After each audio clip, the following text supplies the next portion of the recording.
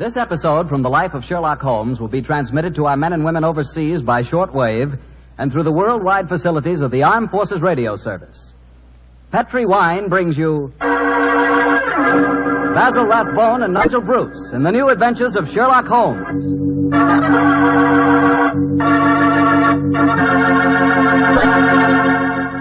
The Petri family, the family that took time to bring you good wine, invites you to spend the next half hour listening to Dr. Watson tell us another exciting adventure he shared with his old friend, the world-famous detective, Sherlock Holmes. As for me, I'd like to leave you with one thought. Namely, the best way to begin a good meal is to start it off with a glass of Petri California sherry. While you're waiting for dinner to be ready, just sit back, take it easy, and sip some of that wonderful Petri sherry. Now, there's a wine. Hold that Petri sherry to the light and look at that rich amber color. Smells good, too, doesn't it? And just wait for that first sip. What a flavor. No kidding, you'll find that Petri sherry can turn the usual before-dinner lull into a real event. Petri sherry is the best beginning a good meal ever had. Try it. And so, if you like your sherry dry, not sweet, just ask for Petri California Pale Dry Sherry. But no matter how you like it, you're sure to like it if the label says Petri. See for yourself.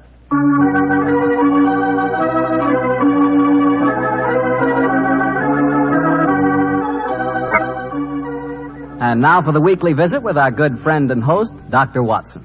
Tonight we find him on the stage of the Paramount Theater in Hollywood. Good evening, Doctor. Good evening, Mr. Bartell. If you've bought a victory bond, you're welcome. I have, Doctor.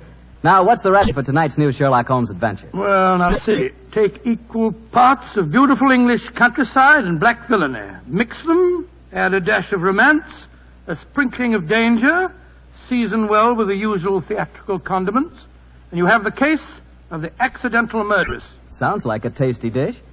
How did the story begin, Doctor? On a beautiful day in 1895, Holmes had just concluded his famous investigation of the sudden death of Cardinal Tosca, an inquiry which was carried out at the express desire of His Holiness the Pope.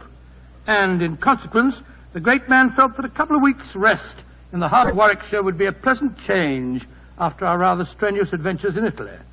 And so, Mr. Bartell, we went to Stratford-on-Avon. Oh, the home of Shakespeare, huh? Quite right, my boy. As a matter of fact, that was the reason that decided us to go there. Holmes was a great lover of the drama, and at the time my story begins, the Shakespearean festival was in full swing. For the first week, our life there was calm and peaceful. During the daytime, we visited the local places of interest, such as Anne Hathaway's cottage and Shakespeare's birthplace, and the evenings found us at the theater. It was on a Tuesday, I remember, during our second week's stay, that the trouble began. Holmes and I had gone for a walk through the nearby forest of Avon. He was in unusually good spirits that morning, and there was a distinct twinkle in his eye as he said, Watson, for once I begin to wish that I were a man of wealth. Oh, and what makes you say that, Holmes? The beauty of this place, old fellow. I'm perfectly certain I'd be happy in retirement here. It's rather depressing to think that in a week or two the sordid necessity of making money will demand my return to Baker Street in a world of criminals. No, I must say that in an environment like this, it is a little hard to think of crime. How does the old saying go? Where every prospect pleases, and only man is vile. Yes, but Shakespeare puts it even better, old chap. Oh, really? What's he say? Well, surely you remember the speech in As You Like It. We saw the production 2 nights ago. Oh, I don't remember the speech. How did it go? In this setting, it's really remarkably apposite. Are not these woods more free from peril than the envious court? Here feel we but the penalty of Adam, the season's difference. Don't you remember? Sweet are the uses of adversity, which like the toad, ugly and venomous, wears yet precious jewel in his head. And this our life exempt from public haunt finds tongues in trees, books in the running brooks, sermons in sins, and good in everything. I would not change it. Upon my soul, you read that much better than the fellow on the stage the other night. Don't tell me I adopted the wrong profession, Watson. Oh, dear me, wait a minute. Path seems to end here. Nothing but dense trees ahead of us. There's another path over there. I think it leads down to the river. Then let's follow it. The Avon is always... Great Scott, that was a... Holmes! Holmes, you hurt? Yes, I think I am. Bullet hit my shoulder. I think it's only grazed it. Well, get off your coat quickly. Let's have a Well, look. it's only a scratch. First, let's find out where it was fired from. I heard the thud of a bullet in the tree behind me. Yes, here we are. Give me a penknife, old fellow, will you? There you are. Thanks. Do you suppose that shot was deliberate? Well, I can't imagine someone mistaking me for a rabbit, Watson. And by the way, there was a curious echo to the shot. I don't know if you noticed it. Uh-huh. Here's the bullet. Now, let me see. I was standing there. A line from this bullet hole in the tree through the spot where I was standing would indicate that the shot was fired from that cluster of trees over there. Come on, Watson. Let's see what a search discloses. Yes, I wish you'd let me look at that shoulder before you start galloping all over the countryside, Holmes. You're bleeding quite profusely. Oh, plenty of time to look at it when we... Hello. Look over there. A man and woman running towards us across the clearing. Yes, and carrying guns. Yes, it looks as if it was an accident after all. Was anyone hurt? Yes, sir. My friend was hit in the shoulder. Oh, how dreadful. It's not a bad wound, is it? Oh, it's only a scratch, madam, I hope. But the blood on your coat. Well, just, how did this accident happen, sir? Well, we were out rabbit shooting. I was teaching my wife to use a rifle. I saw a rabbit scurry across the clearing. I raised the rifle and fired. It seemed to me, Geoffrey, that as I did so, you jolted my arm. Yes, I'm afraid I did, Alice. I was going to fire too, but as I raised my rifle, I jolted your elbow and sent your shot wild. I can't tell you how sorry I am, sir. Here's my card. Of course, we'll take care of any expenses that may be entailed. The first thing to do is to find out how much damage has been done. You'd better take your coat off, old fellow. I don't think I can. Oh, he's badly hurt. No, it's just that... The man's fainted. Oh, this is dreadful. I have a horse and trap down the road. Hang on with you. I must get him to a hospital as fast as possible.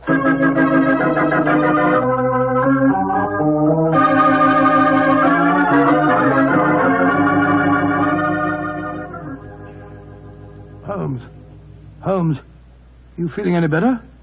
Has the nurse gone? Yes. She's bringing the house surgeon. And the man and his wife? They're down in the hospital waiting room. Oh. I found out their name. It's Markham. Then we're alone. Yes, old fellow. In that case, I can stop behaving as if I were at death's door. Holmes, you mean that you shammed that collapse just now? Yes, I did, Watson. Oh, Well, spare me a little pity, old chap. My shoulder's confoundedly painful, I assure you. Well, I'm sure it is. But what made you pretend to faint? I recognized this Mrs. Markham, and I think she recognized me. It's important she assume I'm out of action for a while. Oh? Mrs. Markham. Why? Well, Mrs. Markham is, in reality, the notorious Mrs. Dangerfield. You remember the Dangerfield case? The Dangerfield? Great Scott, yes. She was tried for the murder of her husband by poisoning, wasn't Yes, she? she was, old fellow. She was acquitted when the jury decided he was an habitual arsenic addict who happened to take an accidental overdose. Well, didn't you have some connection with the yes. case? It was I who tracked down the sale of the arsenic she claimed to have bought for cosmetic purposes. Well, if you ask me, that shot at you was no Oh, accident. of course it wasn't. I'm certain that I was recognized. In any case, her record is a bad one. Prior to her husband's death, there was an episode in which her uncle was killed in a shooting accident on a grouse moor in Scotland. An uncle who left her a large fortune on his death. And I suppose Mrs. Dangerfield was a member of the shooting party when the accident happened. Yes, she was. Now, she's something of a femme fatale, what? I must plan my actions very cautiously. I'm up against a dangerous opponent. Well, you'll have to stay in the hospital until your wound's being examined and dressed. That's true, fellow. And while the local staff are taking care of that, I want you to shadow the Markhams. Of course I will, Holmes. Stick close to them, old fellow. Make them believe that I'm going to be kept here for some days. Find out as much as you can, and then report to me. Right, I'll do my best.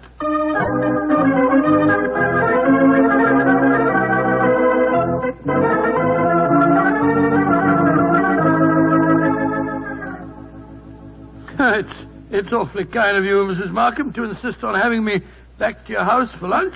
My dear Dr. Watson, after injuring the famous Mr. Holmes, it's the least I could do. Of course it is. Geoffrey, dear, will you bring us some Shep's day off, you know? Very well, Alice. Is anyone else coming to lunch? Only Dennis Romney. Oh, Lord, that fellow seems to live here. Well, I'll go and get the sheriff. Sit down, won't you, Dr. Watson? Thank you, madam. Thank you.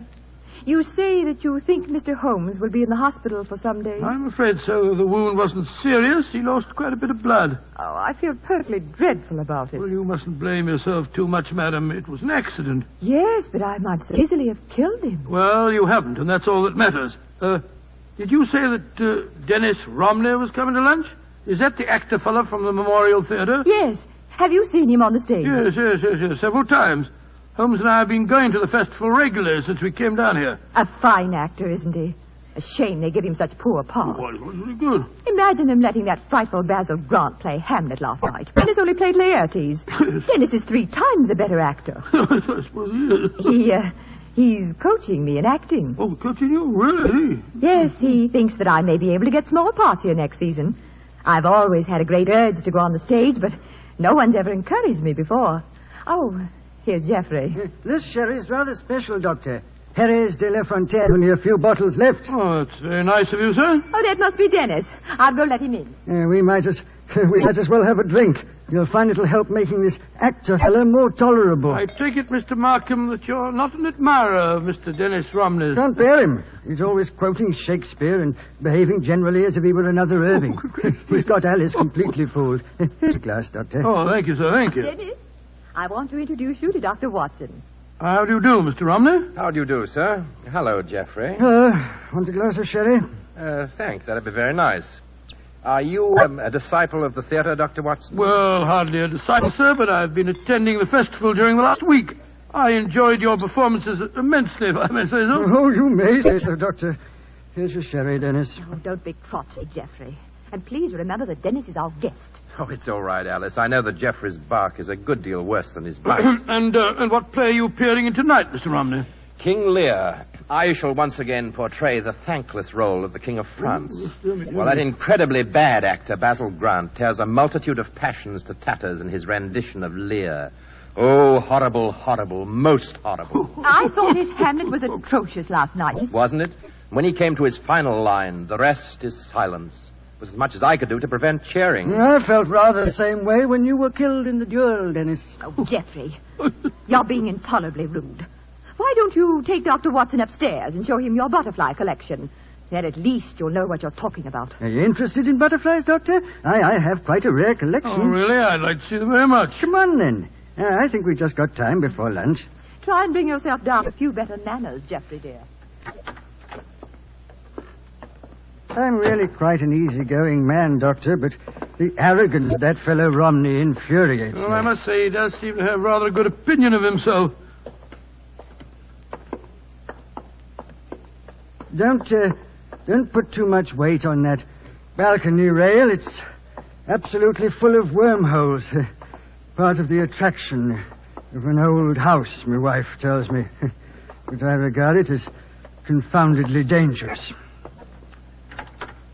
Yeah, and this is my little museum.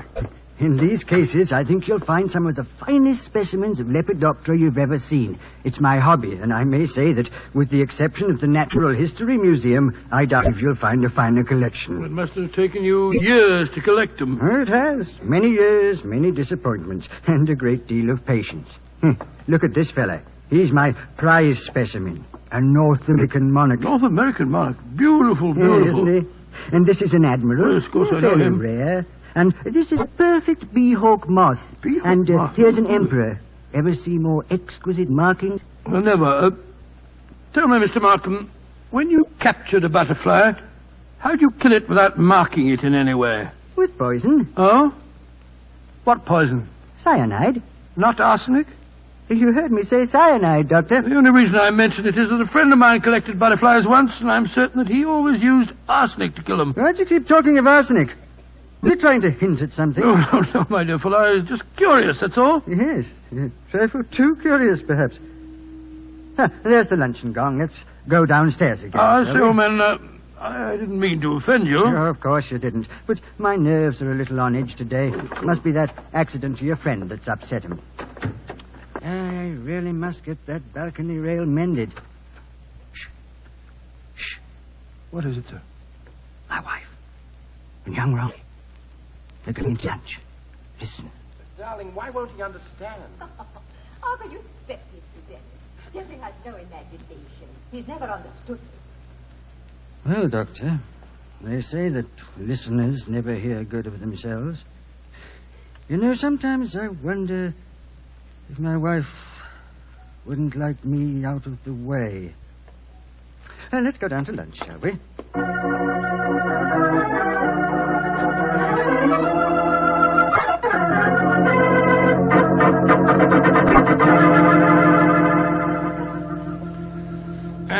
So, Holmes, that's the story up to now. A very interesting one, too, Watson. So you think that Mrs. Markham is planning to kill our husband, eh? Oh, it's obvious. She's in love with the actor fellow, Dennis Romney. Her husband's in the way, and if she doesn't want to use poison this time, there's a perfect setting for murder in that crumbling balustrade on the landing. Mm-hmm. One push when he wasn't looking, and it'd be the end of him. And one could prove that she did it. A charming household. And Mr. Markham became very evasive, you say, when you mentioned arsenic. Yes. I said it deliberately, of course, to see how he'd react. If you ask me, he knows that his wife has arsenic in the house.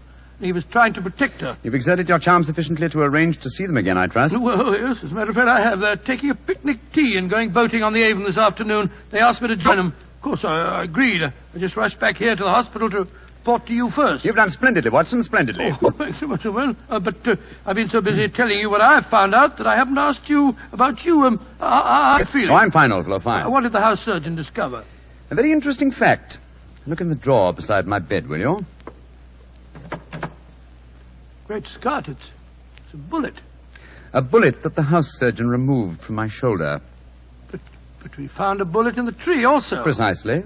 Therefore, 2 bullets were fired. But, good Lord, that means... It means, old chap, that we have a dangerous task ahead of us.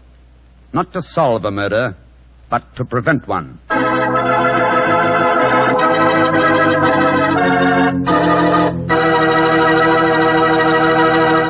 We'll hear the rest of Dr. Watson's unusual story in just a moment.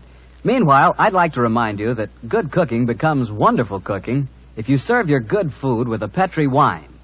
If you like a red wine, say with meat or any meat dish, try Petri California Burgundy. If white wine's your favorite, then you'll love Petri California Sauterne. It's wonderful. But Burgundy or Sauterne, whichever you prefer, it's just bound to be good if you see the letters Petri on the bottle. Because Petri wine is always good wine. And now, Dr. Watson, what happened next? We left you at Sherlock Holmes' bedside in the hospital.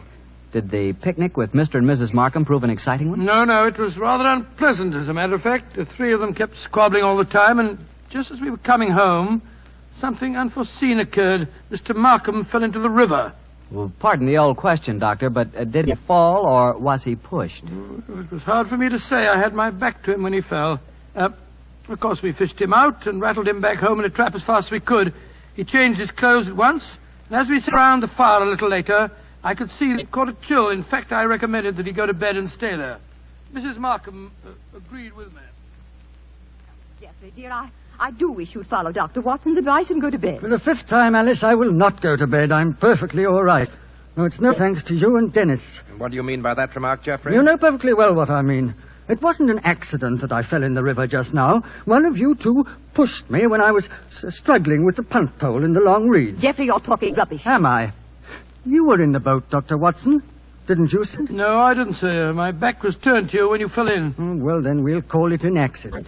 An accident that happened by a curious coincidence, just where the river is deepest and the reeds thickest. Geoffrey, I don't like your tone. You can accuse me of anything you like, but when you start suggesting that If Alice... you don't like the way I talk to my wife, I suggest that you don't come to my house. I'm going to get a scarf. I'm chilly. Dr. Watson, I must apologize for my husband's behavior. I don't know what's come over him. Oh, that's quite all right, Mrs. Markham. I quite understand. Well, I wish I did. I don't mind yelling at me, but he's being so abominably rude to you, Alice. The last couple of weeks, it's been getting worse than ever. I know. Ever since we had that argument about the insurance policies, he's been unbearable. Insurance? Yes, Doctor. We took out quite large policies on each other's lives recently. You didn't tell me that, Alice. Well, it was his idea. And yet when the insurance came here, you'd have thought I was forcing him into taking out the policy. Insurance? Great Scott, You what, Doctor? Nothing, Mrs. Markham. No, nothing at all. Sounds as if you don't approve of insurance, sir. Oh, it's not that, Romney. It's just that I... Who can that be? I wasn't expecting anyone. Answer the door, Dennis, will you? Yes. Sounds as if Geoffrey has already done so. Oh, Alice, we have a visitor. Holmes, you shouldn't be up. Good evening, Mrs. Markham. Hello, Watson. Well, I'm delighted to see you, Mr. Holmes. Though I understood from your friend that you'd be in the hospital for several days. The constitution of an ox and the obstinacy of a mule, 2 characteristics of mine, have combined in making possible an early departure from the hospital. How do you do, Mr. Romney? I think I've seen you at the theatre. My name is Sherlock Holmes. How do you do, sir? You'll stay to supper, I hope. If it's not inconvenient, Mrs. Markham. Of course it isn't. I'll go in and arrange for it. Upon my soul, Holmes, I'm glad to see you. And are you, old fellow? Let's take a stroll on the terrace, shall we? It's rather warm inside this evening. You can go out through the French windows. Oh, thank you, Mr. Markham. Holmes, are you quite sure that you're well enough to go walking about? Of course I am. You must tell me, Watson, what the latest developments are. In the meantime, I myself have not been idle. Yes, Watson, I think our stage is set, and I have a feeling that I may contribute to a rather dramatic last act curtain.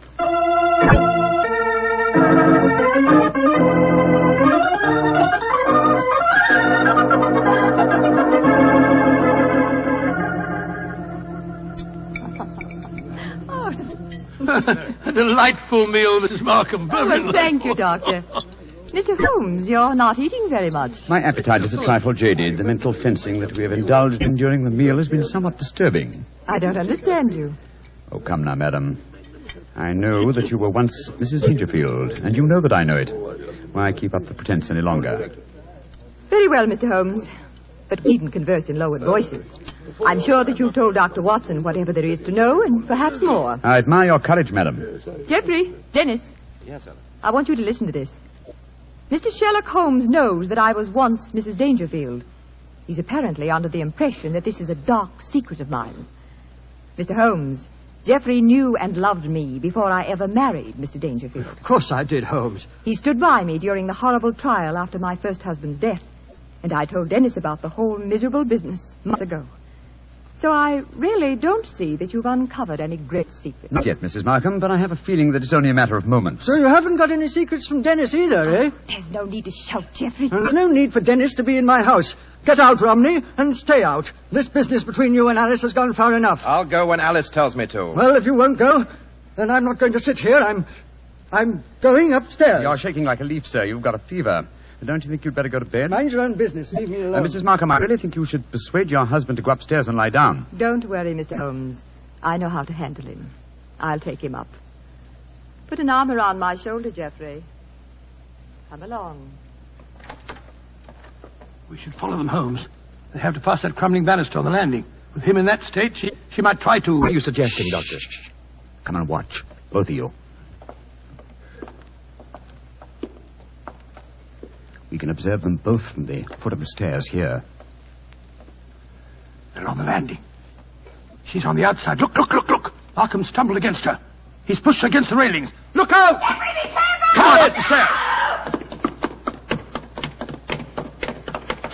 Alice, are you all right? Yes, but Geoffrey tried to push me through the railing. That's a No, it isn't, sir. The three of us were watching you from below. But the railing held. I don't understand. I can explain that, Watson. This afternoon, while you were all at your picnic, I came here with a local carpenter.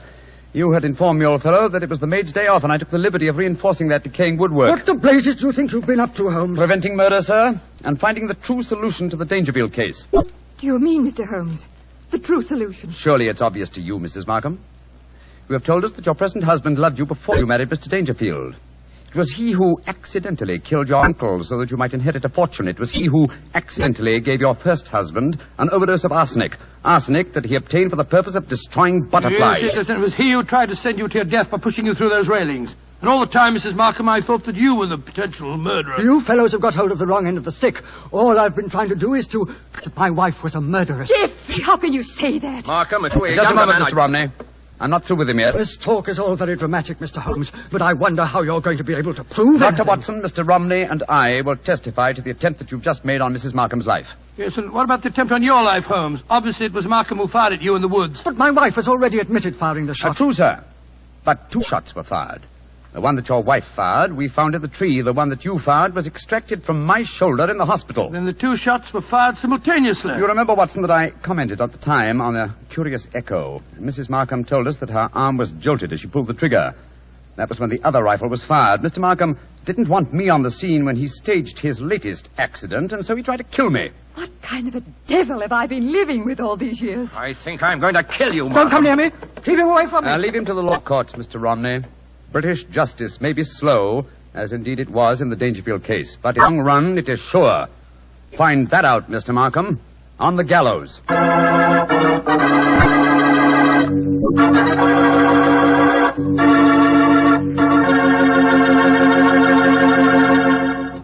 Well, tell me, Doctor, did Mr. Markham finally end on the gallows? Yes, he did. And it might interest you to know that Mrs. Markham and Dennis Romney were married. A nice chap and a fine actor, that boy. Maybe that's what I should have been. An actor. To be or not to be, that is the question. For it is nobler in the mind to suffer. Well, what's the matter, Doctor? Don't you like it? The words are beautiful, but your delivery of them... Not good, huh? No, not good, Mr. Bartell. Okay. I'd rather talk about Petri wine anyway. Now, there's something to really talk about. Petri wine.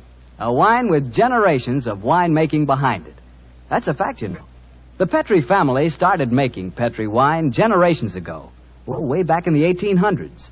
So they've had the time to develop the art of winemaking, and they've been able to hand down that art from father to son, from father to son. Yes, the Petri family really knows how to turn delicious, sun-ripened California grapes into clear, fragrant, delicious wine. And those letters, Petri, on the bottle, are the personal assurance of the Petri family that every drop of Petri wine is good wine. It's got to be. Because don't forget, Petri took time to bring you good wine. Well, Dr. Watson, what new Sherlock Holmes story are you going to tell us next? Well, now, let me see. Next week, Mr. Bartell, I'm going to tell you an exciting adventure Holmes and I had in North Africa. It begins at the headquarters of the Foreign Legion and ends with a strange death in the Cafe of 1,000 Sighs. I call the story Murder in the Casbah.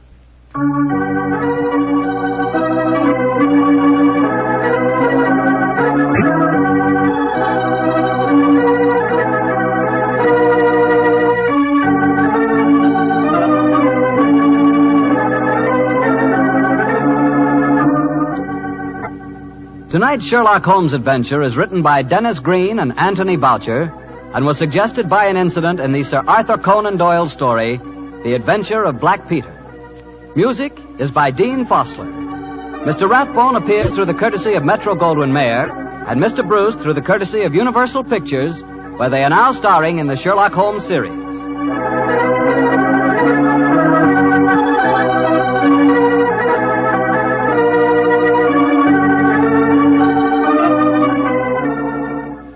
The Petri Wine Company of San Francisco, California, invites you to tune in again next week, same time, same station. This is Harry Bartell saying goodnight for the Petri family.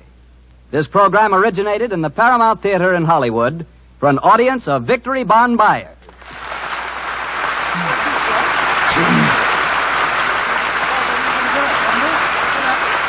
This is the Mutual Broadcasting System.